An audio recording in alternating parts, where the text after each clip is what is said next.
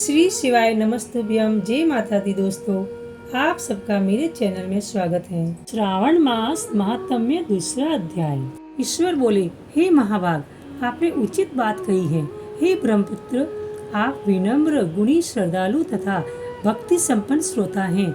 हे अनद, आपने श्रावण मास के विषय में विनम्रता पूर्वक जो पूछा है उसे तथा जो नहीं पूछा है वह सब अत्यंत हर्ष तथा प्रेम के साथ मैं आपको बताऊंगा।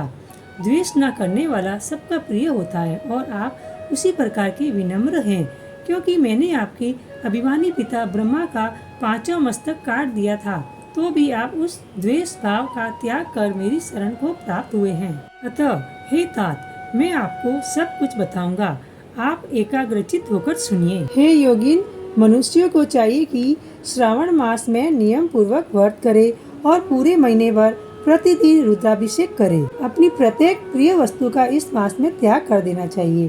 पुष्पों, फलों, दांतों, तुलसी की मंजरी तथा तुलसी दलों और बिल्व पत्रों से शिव जी की लक्ष्य पूजा करनी चाहिए। 1 करोड़ शिवलिंग बनाना चाहिए और ब्राह्मणों को भोजन कराना चाहिए। महीने भर धारण पारण व्रत अथवा उपवास करना चाहिए। इस मास में मेरे लिए अत्यंत प्रीतिकर पंचामृताभिषेक करना चाहिए। इस मास में जो जो शुभ कर्म किया जाता है वह अनंत फल देने वाला होता है। हे मुने, इस माह में भूमि पर सोए, ब्रह्मचारी रहे और सत्य वचन बोले। इस मास को बिना व्रत के कभी व्यतीत नहीं करना चाहिए। फलाहार अथवा हविष्यान्न ग्रहण करना चाहिए। पत्ते पर भोजन करना चाहिए। व्रत करने वाले को चाहिए कि इस मास में शाक का पूर्ण रूप से परित्याग कर दे। हे मुनिश्रेष्ठ, इस मास में भक्ति युक्त होकर मनुष्य को किसी न किसी व्रत को अवश्य करना चाहिए। सदाचार परायण, भूमि पर शयन करने वाला, प्रातः स्नान करने वाला और जितेंद्रिय होकर मनुष्य को एकाग्र किए गए मन से प्रतिदिन मेरी पूजा करनी चाहिए। इस मास में किया गया पुरस्चरण निश्चित रूप से मंत्रों की सिद्धि करने वाला होता है। इस मास में शिव के षडाक्षर मंत्र का जप अथवा गायत्री मंत्र का जप करना चाहिए और शिव जी की प्रदक्षिणा, नमस्कार तथा वेद पारायण करना चाहिए। पुरुष सूक्त का पाठ अधिक फल देने वाला होता है। इस मास में किया गया ग्रह यज्ञ, कोटि होम, लक्ष्य होम तथा अयुत होम शीघ्र ही फलीभूत होता है और अभिष्ट फल प्रदान करता है। जो मनुष्य इस मास में एक भी दिन व्रतहीन व्यतीत करता है वह महाप्रलय पर्यंत घोर नरक में वास करता है। यह मास मुझे जितना प्रिय है उतना कोई अन्य मास प्रिय नहीं है। यह मास सकाम व्यक्ति को अभीष्ट फल देने वाला तथा निष्काम व्यक्ति को मोक्ष प्रदान करने वाला है।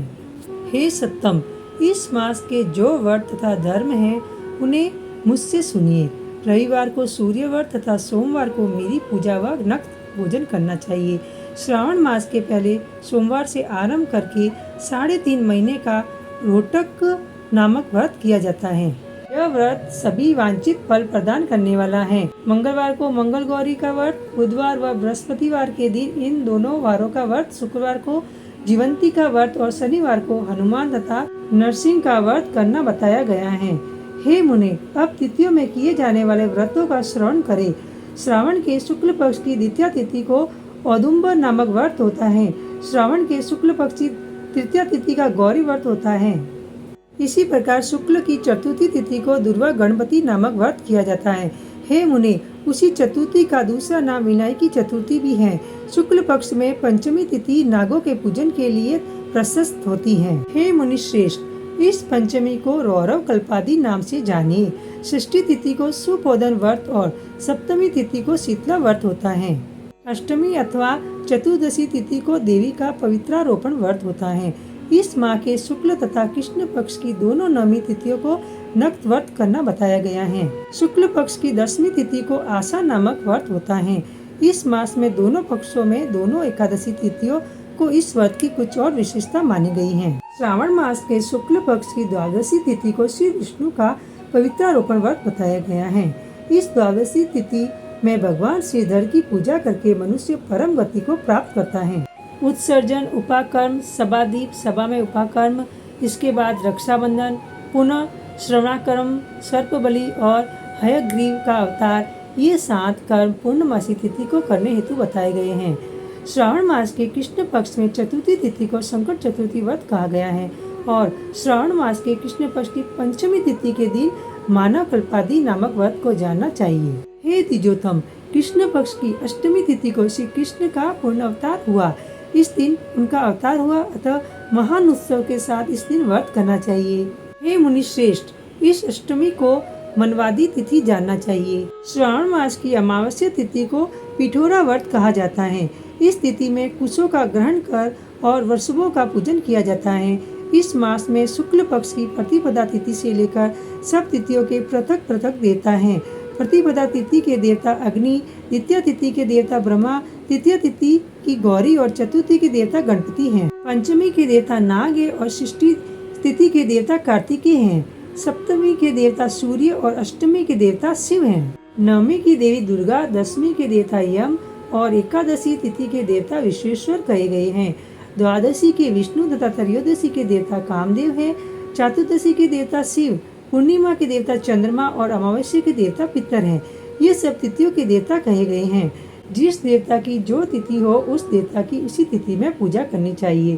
प्राय इसी मास में अगस्त्य का उदय होता है। हे मुने, मैं उस काल को बता रहा हूँ, आप एकाग्रचित होकर सुनिए। सूर्य के सिंह राशि में प्रवेश करने के दिन से जब 12:40 घड़ी व्यतीत हो जाती हैं, तब अगस्त्य का उदय होता है।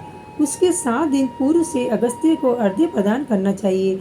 12 मासों में सूर्य पृथक पृथक नामों से जाने जाते हैं।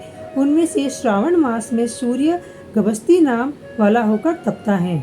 इस मास में मनुष्यों को भक्ति संपन्न होकर सूर्य की पूजा करनी चाहिए। हे सत्तम, 4 मासों में जो वस्तुएं वर्जित है उन्हें सुनिए। श्रावण मास में शाक तथा भाद्रपद में दही का त्याग कर देना चाहिए। इसी प्रकार आश्विन में दूध तथा कार्तिक में दाल का परित्याग कर देना चाहिए। यदि इन मासों में इन वस्तुओं का त्याग नहीं कर सके तो केवल श्रावण मास में ही उक्त वस्तुओं का त्याग करने से मानव उसी फल को प्राप्त कर लेता है।